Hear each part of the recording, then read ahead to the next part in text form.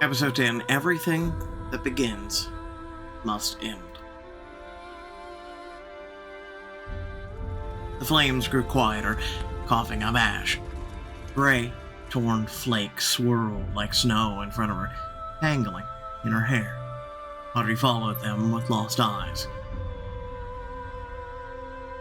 Deep inside of her, the part of her that still wanted to live kept thrashing. It screamed and begged her to run, but how could she? She was crumbling like ashes too as she watched the world around her burn. Where am I supposed to run? The house urged her on, letting out a rumbling wail. It split apart. The roof collapsed, black winged shadows poured from it.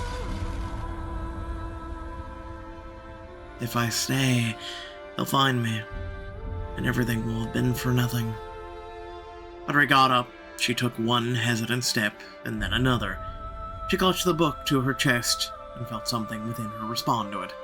The book whose salvation had cost so much was draining the last of her life. And by the time the long, overgrown path led her beyond the fence of Astrea, Audrey felt completely dead and hollow. The road that had once brought her to the Immortals looked exactly the same as it had on that day. It was as if nothing had changed beyond the walls of the detective agency. Audrey wondered for. She swayed slightly as if unsure of where she was going or why. Save the book. Hide. Keep going. Save the book. I need to save it. I must. A car pulled up beside her. The driver's side window quickly rolled down. Hey, are you alright? The concerned man spoke more urgently. I saw the fire. The rescue team is on its way. Do you need a hospital? Goodlum is the closest. I can take you there. Audrey recognized the man as the taxi driver who had once brought her from the hospital to Astrea's doorstep. She was stunned, then burst out laughing. She found the irony unbearably funny, but only for a moment. And when the moment passed, she broke down in tears. The man blinked in confusion. He looked like he was about to drive away, but something stopped him from leaving her on the road. Come on, get in. Audrey wanted to say that she didn't need to go to Goodlum, but she didn't even know where she actually needed to go. She wiped away her tears, got in the back seat, and fell silent.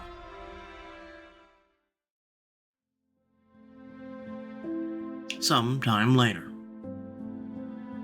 the road felt endless. Her thoughts kept cutting off and jumping from one fragment to another.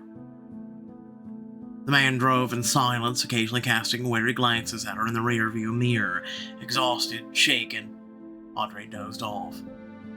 Her beloved demon immediately slid into her thoughts. Audrey was afraid to even think that the immortal might never return to her. She pushed those thoughts away so stubbornly that the thin veil of sleep wouldn't let her through. She dreamt of something that I'd already shared before.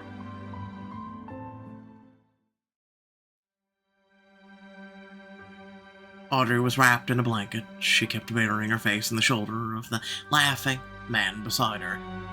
Her laptop screen showed horrifying scenes of a little Antichrist wreaking havoc. Little witch, how can this movie scare you? You're literally lying in bed with a real demon. Audrey winced as someone died on the screen again. You're the man who wanted to watch a human interpretation of the end of the world. I would have preferred something more cheerful. Yeah, but look at the kid's smile. He's the spitting image of Malik. Isn't that hilarious? Audrey stared at David in horror. He burst into laughter again. I'm glad you find this funny. Humans really do have a cute way of portraying us demons and celestials. By the way, there's a movie where none of you have anything in your pants. He feigned terror. Alright, now that's actually scary. Their quiet, cozy evening amidst the looming end of the world felt like a feast during a plague. She wanted to laugh louder, promise more, love harder. David savored every little thing as if it were the last. Audrey kept getting scared by the scenes that weren't frightening. She burrowed into his embrace and pretended that all the horrors were only happening on screen, not in their real lives. Alright, the kid really does look like Malik. Those eyes. I wonder what you were like as a child. Can you show me? Oh no, please don't make me. I was completely wild. My hair was always a mess. She sprang up and wringed out his arms. Come on, just one tiny memory of you looking in a mirror. Groaned dramatically. I also had this ridiculous outfit. She wasn't backing down. She cupped his face in her hands and stared into his eyes. You owe me a wish, remember? Time to pay up. Life has taught me nothing. I was hoping that your wish would be to see me grown up and naked. He relented with a heavy sigh. He allowed her to glimpse his past.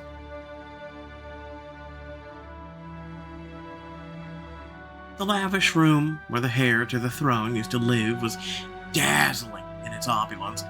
Against the backdrop of the gaudy, blood-red splendor, the little boy standing in it looked lost. What an ugly dress. Ugh, all it's good for is sticking your head in a sea dragon's mouth. I'd rather be eaten than go to a meeting full of hell's big shots.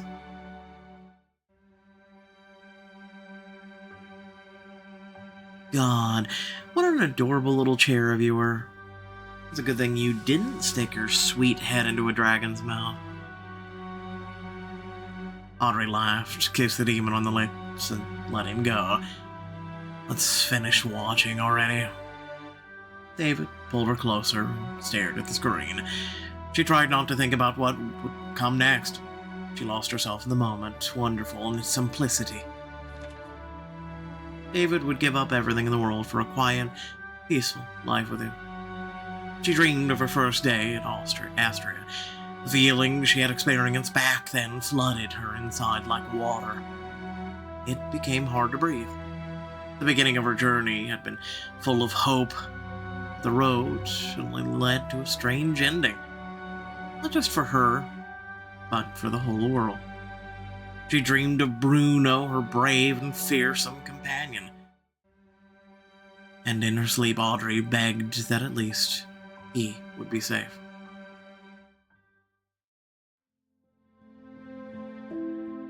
The man's voice pulled her out of her memories. I think we've arrived, miss. The car jerked and crawled another few feet before coming to a smooth stop. She sleepily leaned her forehead against the window. Tried to spot the familiar hospital entrance, but it wasn't there. A dozen cars had stopped and were honking shrilly at each other. What's going on? No idea. Maybe an accident? Stay here, I'll go check it out. She didn't wait. She immediately grabbed the door handle and got out after him. The metal roofs of cars stretched on in front of them, almost to the horizon. Audrey vaguely recalled exactly where they were stuck. She guessed. Isn't there a square nearby? Maybe there's a rally or something? The man shrugged. The drivers were tired of waiting. They started to blatantly violate traffic rules. Someone veered onto the side of the road, kicking up clouds of dust and sand. Someone else squeezed into the opposite lane to try and turn around. But most accepted their fate. They either lit their cigarettes while leaning against their cars or lazily scrolled through news feeds on their phones. Well, we can still back up before we get boxed in.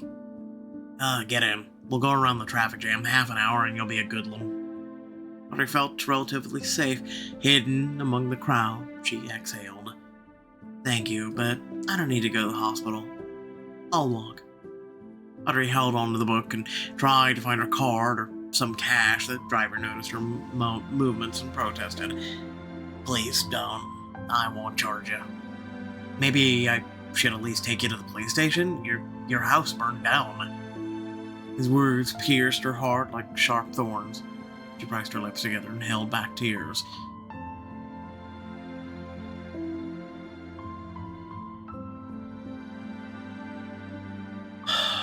It wasn't just my home that burned down. She clutched the book so tightly that its cover creaked in protest.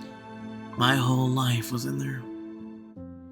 He nodded sympathetically, and he timidly remarked, "There's an office for a humanitarian organization nearby. You could go there. Right by the square. There's a cross on the sign, so you can't miss it." Tried to force a smile, but couldn't. "Thank you. I should go."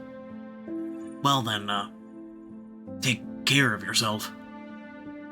"You too." Audrey walked forward. She pushed through the thick, exhaust-choked air. After a few minutes, she heard some commotion. Loud, excited voices were coming from the square, where the crowd that had blocked the traffic had spilled.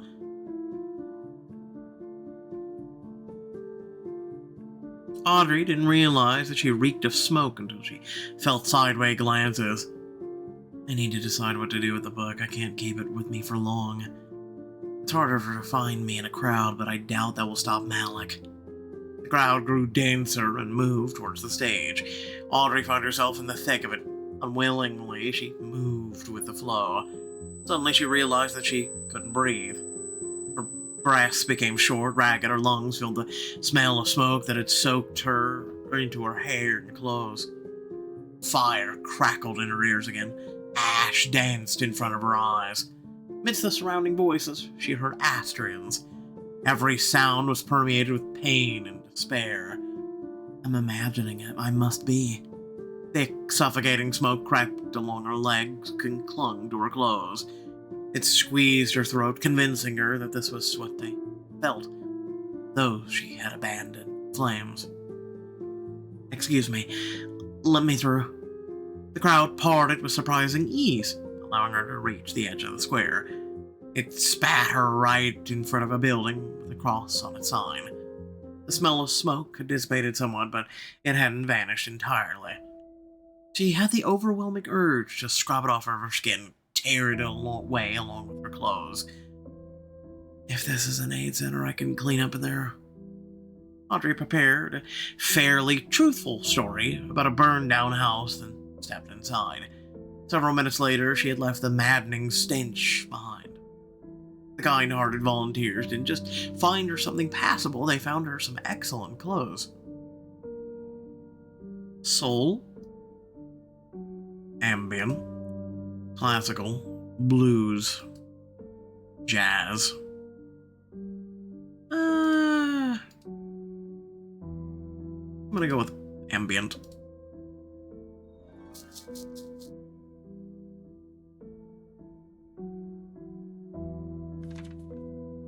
Her hairstyles were designed by people. Okay, got it. Please get off the screen so I can continue reading. That'd be appreciated. Lord. Audrey was finally able to take a shower and fix her hair. Infinity, falling light, sea wave. Nothing says, hey, let's do your hair in the midst of, well, death and destruction. I'm just gonna go with Careless Chestnut.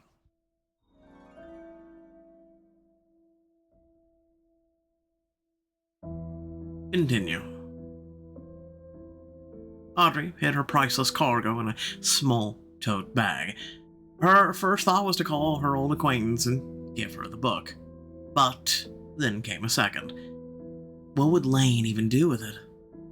If she's so important, then she needs protection. I need the man from Raphael's prophecy. Only one person came to mind, the head of the order, the one who originally meant to protect the book. Obviously didn't do a great job, but I don't have any better options right now. And Mikhail said that he could be trusted. A familiar face flashed in the crowd. Audrey froze in place. Is that? The demons are near. Start digging. Hide under the sand. The man pushed forward. He was rallying people for God knows what. Hide before it's too late. Bury yourselves as deep as you can. If that poor guy whose house was sold with him still in it. Although he clearly posed no threat, his appearance spurred her into action. You need to hurry. You need to hand over the book and... The thought stopped short. Audrey had no idea what to do after giving him the book. I'll figure that out later. She found the number she needed in the dossier that she had wisely taken a picture of. A London area code. It was always right here, but Malik never got to him. Audrey didn't expect much as she dialed the number and listened to the resulting ringing. After just a few long tones, a pleasant, slightly hoarse voice answered. I'm listening. Hello, Mr. Hill? He hesitated, then fell silent. If I say something dumb or too direct, he might think I'm after the book. I need to approach this carefully and choose my words wisely. What do I owe the call, miss? I need your help. As she heard silence instead of a dial tone, Audrey continued. The man who has been targeting members of your organization came to my house too. I know asking to meet is dangerous, but he's still searching for something that doesn't belong to him. And I'm asking for help. Not for myself, but to save what you were meant to protect. There was silence on the other end of the line, and then the voice asked, Is this thing with you? Yes, I'm afraid. I'm all alone now and I can't protect it. Where are you? Otter gave him the name of the square and looked around anxiously. Hide in the Manna Cafe. I'll be there in an hour. Alright. After the call ended, Audrey began trying to figure out where that place was. The cafe was on the other side of the square. To get there, she'd have to go through the crowd. She chose the right words immediately and didn't raise any suspicion. Yay. Or go around via the side streets. I should probably find out what's going on here. The people crowd each other. They stood frozen and stared at the stage. Audrey made her way a little closer, maneuvering carefully between them. I'll do it once. I've put the kids to bed. I don't want to see their frightened eyes. I still understand so little. Maybe sleeping pills? Where would I even get those so quickly without a prescription? Chill ran on Audrey's spine. When she heard the strange exchange, she tensed. What are they talking about? She walked a little farther and tried to catch more of the whispered conversations. Much longer. I want to go home. She died for us, and you can't stand for a little while longer? The venomous whisper aimed at the child made Audrey stop. She studied the woman's face. Their eyes met. Audrey saw similar fanaticism to what she'd seen in her childhood. The woman turned to her. The corner of her mouth twitched. Have you decided how you're going to say goodbye? Say goodbye? The woman continued as she hadn't heard the question. Our house only has one floor, so we can't follow the Great Martyr's path exactly. But there's a tall oak tree in the yard. It'll do. There's room for all of us. The branches are wide. Oh, okay. Get a hold of yourself. You're talking about your own children. Who gave you the right to take their lives? That's the mother of the man from the fake cult with a stone. She didn't renounce her faith after his death? Take their lives. Are you out of your mind? We're preparing for a new world. We're welcoming our God. The child behind the woman whimpered, but she ignored the sound. She raised her hand threateningly as if to grab the woman who had interrupted her. Get lost, you idiot. Don't stop others from following the right path. Her loud voice stirred irritation in Audrey. She blocked the fanatic's path to Hugh's mother. Damn, Rosalie. I knew her death would set off a chain reaction. Your so-called martyr, Rosalie, was just a woman obsessed with her boss. She hanged herself to impress him, not to atone for your sins. Or the woman, the one who spoke to my son.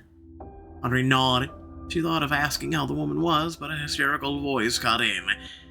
Then leave her son and leave my children alone. Audrey didn't want to provoke the crowd that was already eyeing them. She took his mother by the elbow and led her away. You won't be able to appeal to their conscience. You'll have to try something else. But we have to get all the children out. They're in danger. These unhinged people think it's time for everyone to die in the name of some beast. Are you here alone? No, there are a few men too. They've been in the clutches of these fanatics before, but they escaped. Perfect. We'll get the kids out with their parents in a way that won't raise suspicion. We can't provoke them. Have these men tell the parents that the police are approaching and that the children must be protected. Tell them that Ball hears their voices and is coming for them. That 7 sinners have already bled, and their God has taken the first step into the Red Stream. Audrey faltered for a minute. She recalled the address and said it out loud. There's a church there. It's symbolic for these cultists. They'll let the children go there. But is it safe? It's empty, but don't stay there long. You can call the police to the location to sort things out. At the very least, it'll buy you some time regardless of what these people are planning here.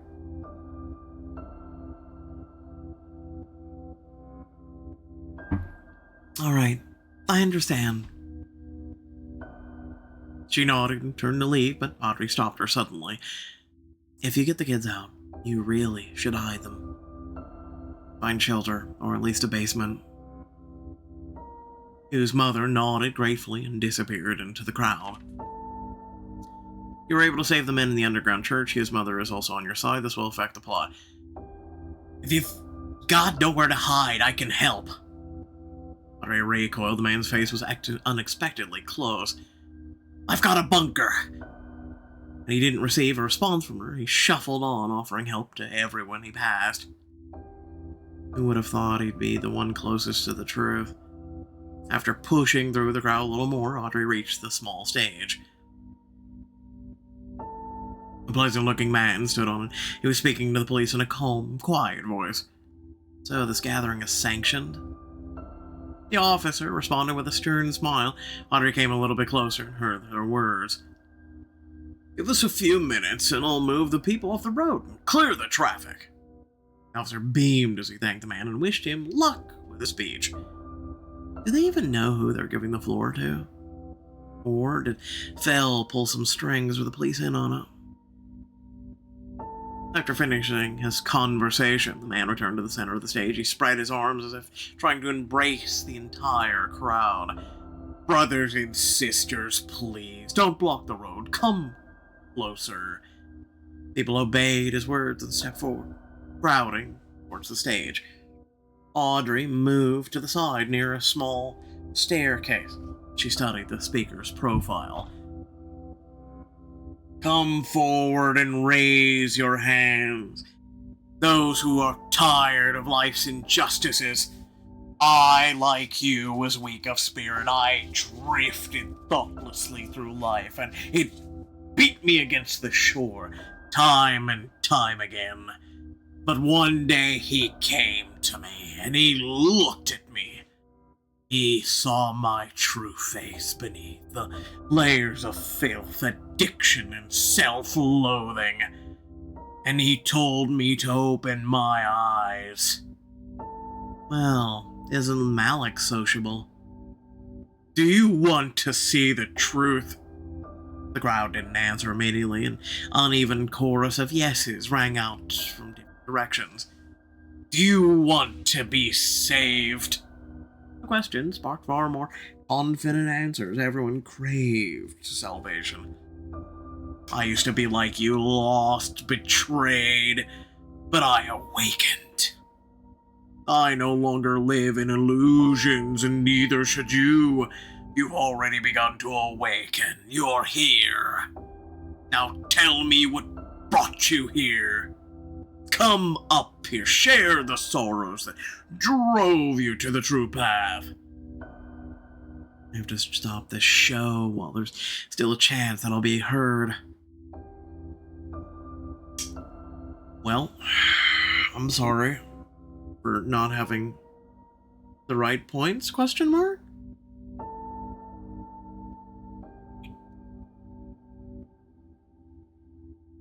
I won't be able to give them any compelling arguments.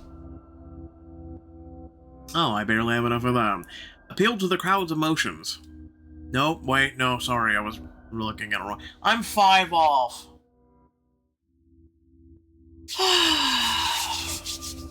Okay. Sorry for being 5 off. I try my best. Audrey took advantage of her perfect position by the stairs, first to step onto the stage. When she met no resistance, she approached the microphone immediately and to speak. They're lying to you and they want you dead. Don't listen to this man. Go home. The man yanked the microphone from her hands with a tense smile. You're holding a peaceful gathering. There's no need to stir up conflict. And there's especially no need to tell people what to do, alright? Crowd sided with the speaker. They whistled and urged her to step down. Damn, I should have prepared a speech. Oh, because, you knew you were going to be doing that. To avoid further agitating the people with her presence, she jumped off the stage and disappeared into the crowd. You failed to sow doubts in the minds of these people. This will affect the plot. Well, I'm sorry, I was 5 shy. The crowd thickened, pulling her back in like a current that didn't release her. To get out, she had to become a part of it, sort of pushing her way through. Hey, by the way, you could offer an alternative. To use a bunch of diamonds. Or at least use diamonds to make up for your lost things. The further you are from the thing, the more diamonds you have to use. The closer you are, the less diamonds you have to use. I'm just saying. It was only when she reached the small cafe that Audrey finally allowed herself to exhale. If it is that important of a choice, just saying. The crowd was still visible in the distance, but it was far enough away that it didn't choke her with rising anxiety. But the number of people near the stage kept growing, which was unsettling. Now becomes... She glanced at the time and chose a small table in a quiet corner. She looked again at the picture in the dossier, trying to memorize the face she needed to recognize. Such an arrogant look. The book was tucked under her coat.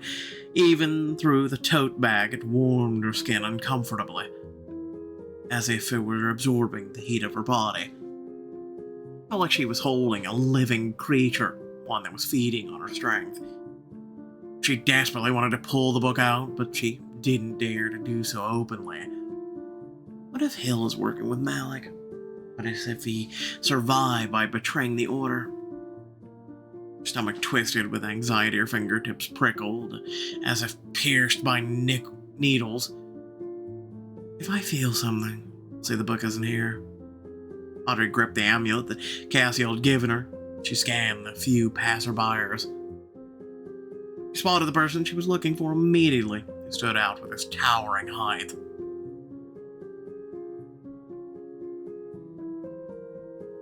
The man was dressed casually, but with refined taste. His every gesture radiated wealth. Audrey raised her hand subtly to catch his attention.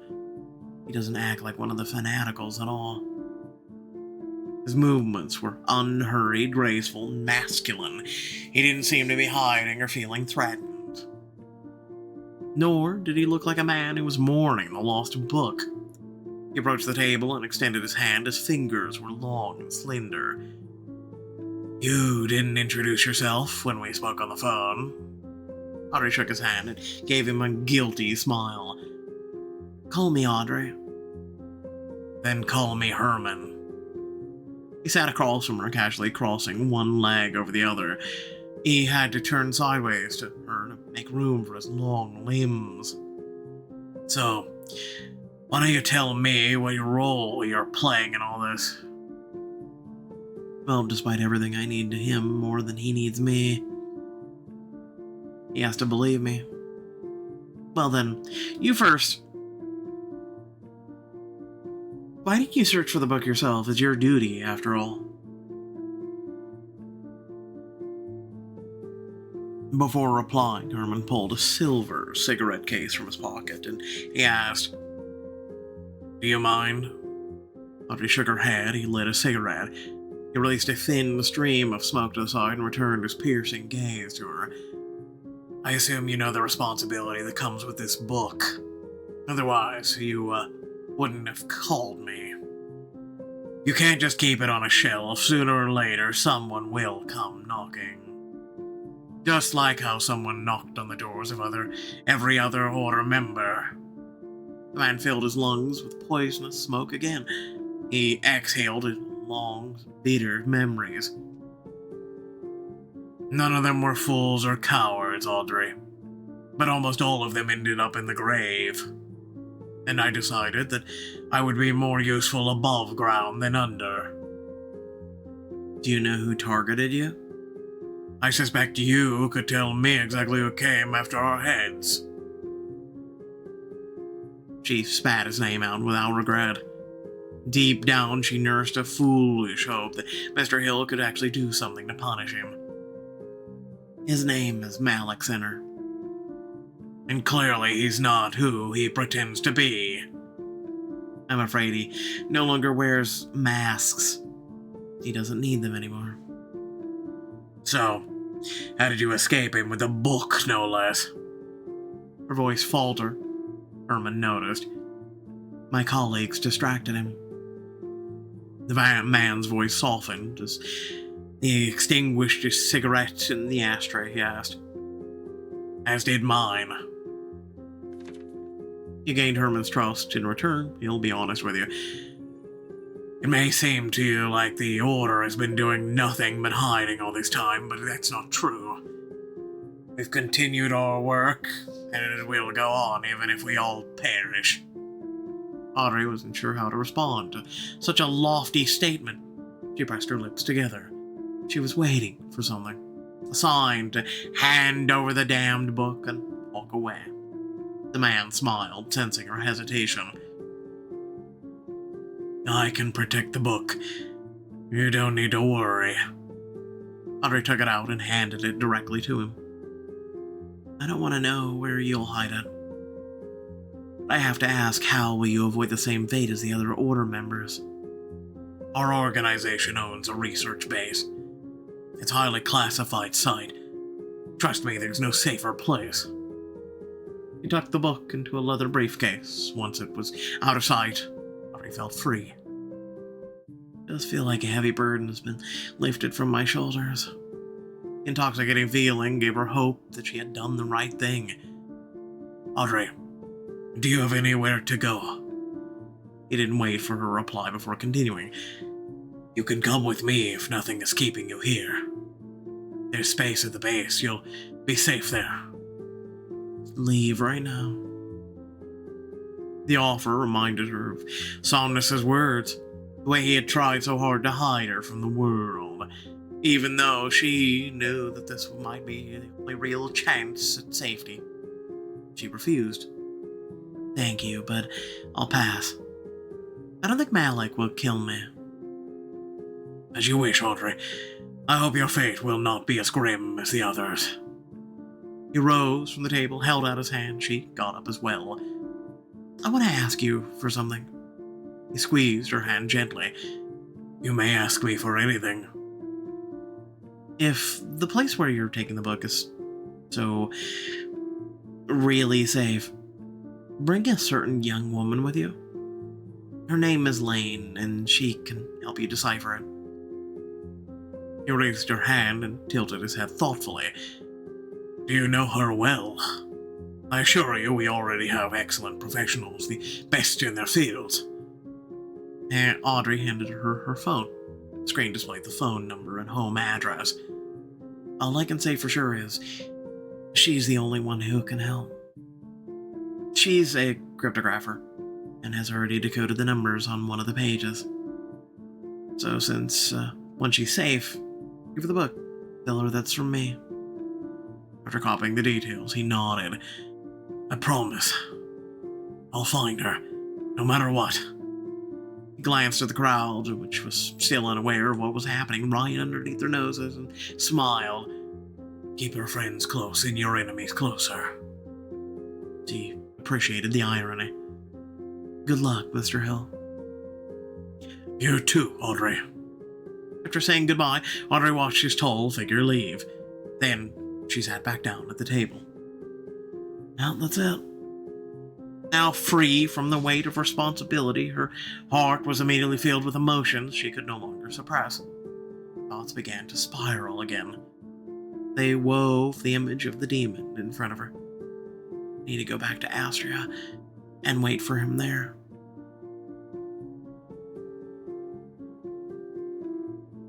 A long line of people dressed in white passed beside her. They didn't look like the people standing by the stage. Audrey looked up at their faces. Someone called her name. Audrey! She broke the even formation of figures and ran up to the table. Emma? Emma was genuinely happy to see her and reached out for her. She crouched down and clasped Audrey's hands in hers. This meeting is a sign from above. It's not a coincidence. Someone in heaven wants you to come with us. To come with me. Audrey didn't even have time to react before she was on her feet, weakly resisting Emma's enthusiasm. Wait, Emma, who are all these people? Where are you all going? Emma finally let her go and reached for her phone. Her fingers trembled slightly with impatience as she opened the map and showed Audrey the coordinates. We'll pray to God there to ask for forgiveness for our sins. God? Which one? What do you mean, which one, Audrey? How many do you think there are? The counter question brought her some calm. Audrey looked more closely at the phone screen. The number seemed familiar. That's the place Lane pointed to. Trying to calm down, Audrey asked, Who gave you the address? A woman who spoke with us didn't show up today. But she can be trusted. She's a parishioner from my grandma's church. Listen, Emma. Whoever this woman is, she doesn't mean well. Why do you need to go there specifically to pray? Emma's smile faded. She spoke more quietly. We believe that the end of the world is near, and we must repent for humanity's sins. I believe God will hear us. Does he won't if you're separate? ? God will hear you even if you cry out to him from underground. Please believe me, you need to hide and stand in an open field. There's a man here, he can help. Emma raised her eyebrows in surprise and asked, The one calling everyone to his bunker? I know how it sounds, but hiding really is the only option. Something terrible is coming, and he's been ready for it all a very long time. After a moment of thought, Emma smiled again. I believe you. You've helped me so many times. I'll tell everyone. Will you come with us? Audrey shook her head and gently touched Emma's forearm. Maybe later. I need to go home now. Audrey said goodbye to her and silently wished them luck. Maybe they really will succeed and God will hear them.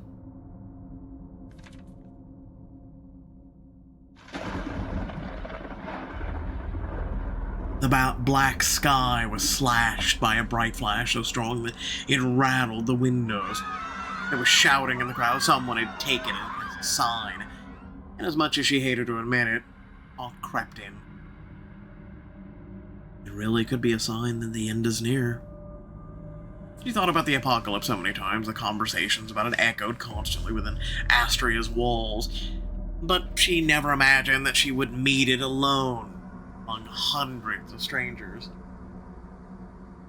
What do I do? You embrace it. It's the end. What else do you want?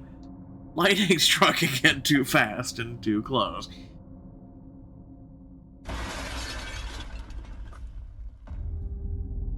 The cafe windows shattered, sent sharp shards into unexpecting passerbyers. They pierced faces, hands, bloodied people screamed. Lovely. God. She rushed towards them, frantically trying to help who needed to help the most. There has to be bandages inside. I need to bandage their wounds. The thunder was followed by a hail. It was so fierce that even the wounded found strength to rush into the cafe. Audrey ran after them, but a panicked man shoved her aside and darted ahead. More people poured in after the injured. Everyone was trying to escape the weather. There's no way they'll fit in the cafe. Afraid of being trampled, Audrey recoiled. She covered her head with her hands. If Shepard still does exist, then he definitely doesn't like what's happening here. I need to get out. She didn't have to dive back into the crowd, instead returning onto the road from the other side. She pulled out her phone to call a cab, but found that it was unresponsive. There was no signal, and rebooting it didn't help. Is it the lightning? Audrey stared at the passing car. She debated whether hitchhiking was a good idea. What are my options, anyway? Walking? Audrey! The demon appeared right in front of her as if she had grown out of the ground. Audrey stepped back instinctively. I don't have the book anymore. Bill raised an eyebrow as if she didn't understand, then she smiled. Was it in the basement? Yes. That's funny. But I don't care about the book. I came for you. You helped me escape, and now you want to bring me back? I'm not taking you back to Malik or to the Beast or anyone else. They helped me, and I helped them. There's nothing else that binds us anymore. Still. Why are you here? I wasn't lying. I came for you. Chaos will erupt on Earth soon. I'll take Bruce and his family. You can come with us. I'm strong enough to protect both you and them. She meant it. It was genuine concern in her eyes. And maybe that would have been the easiest choice, but Audrey's heart was pulling her to Astrea, pulling her home. Why didn't you help them? They were your family. Audrey, the Austrians are alive. They're in the pit, and they'll get out. Audrey was afraid to believe her. She tried to prove that Fell was lying. Then I'll wait for them at home. I won't try to talk you out of it, Audrey. Just make sure you wait for them. Audrey nodded, unable to believe that this was really goodbye. Take care, Fell. You too. She handed the car keys to Audrey and turned around. Before Audrey could ask her any more questions, the demon was gone. She's not a villain after all. No one can get through this life while staying perfectly clean. I disagree with that. But it's going to take everything, and it's going to tear at every fiber of your soul and being. The question is, who's strong enough to bear it? I said what I said. Without overthinking it, Audrey pressed the button on the car key. A beep indicated that Fell had parked the car very nearby. Home, then.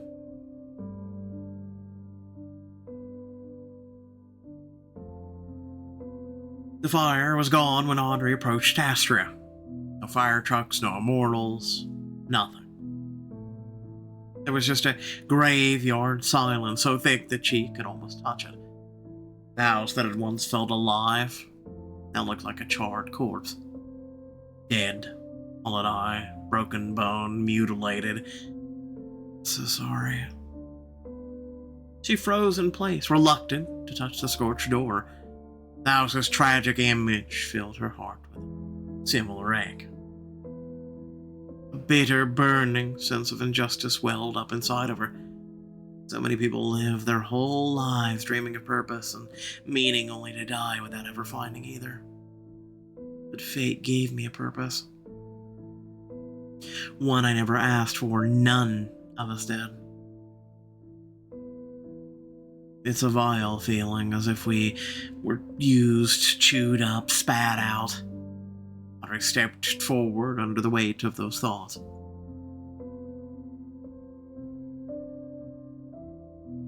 The heavy scent of smoke hit her lungs and twisted her gut. I can only imagine what Somnus will say when he sees what happened to the house.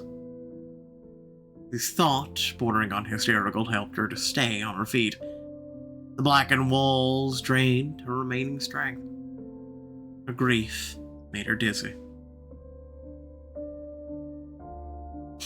Where should I go? To the kitchen. The once cozy kitchen, where she had spent so much time, was now a charred mess of nothingness. Having lost the little things from their past, Audrey truly felt how much they had meant to her. I'd always dreamed of silly kitchen chats and shared breakfasts, and I had all of that right here with them. Childhood dream of having a real breakfast without prayers or restrictions had come true. And that realization made it impossible to stay in the ruins of the kitchen.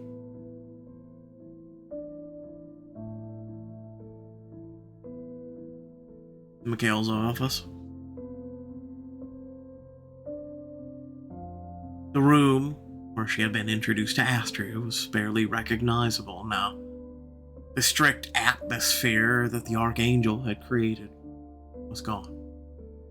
Here, it felt like the end of the story of the detective agency's boss. This is where I first saw my demon. Audrey couldn't bear to remain in the empty place. She shut the door.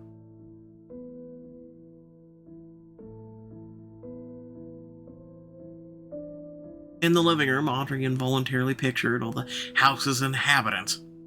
Cassiel usually sat over there. Raphael stood by the window. Mikhail stood in the center of the room while David lounged on the couch. No more gatherings. In a strange burst of desperation, Audrey unfolded the paper that the demon had given her. He can go anywhere. Let him bring them back, wherever they are. Audrey could barely read the words written on the paper. The letters blurred, danced, slipped away from her. Sire. Audrey paused. She considered what she was willing to give in exchange for her request. And how do I ask for it without him tricking me? Her desire to undo everything grew so strong that it felt as if a hoop of pain squeezing her skull. The migraine that Mikhail had cured her of so long ago returned, clamping her in its grip. Nervous tension and the lingering stench of smoke finally overwhelmed her mind. Her vision blurred, and she barely made it to the wall. She walked slowly across the floor, which suddenly felt as soft as waves. She welcomed the salvation of darkness with gratitude, hoping with all of her heart that when she opened her eyes again, it would all turn out to be nothing more than a nightmare. Okay, that seemed to be super short. At least in my opinion. I don't know, I got immersed in it, maybe, I don't know. I give you a 4. We have, I believe, 1 episode left. Faith 2, Skepticism 0, Rep 2. Diamonds. Alright, so as you can see, only 1 more episode left. You reap what you sow. So, with that being said, let me know your thoughts down in the comment section below, once we finally have caught up to this. If I'm not mistaken, what was it?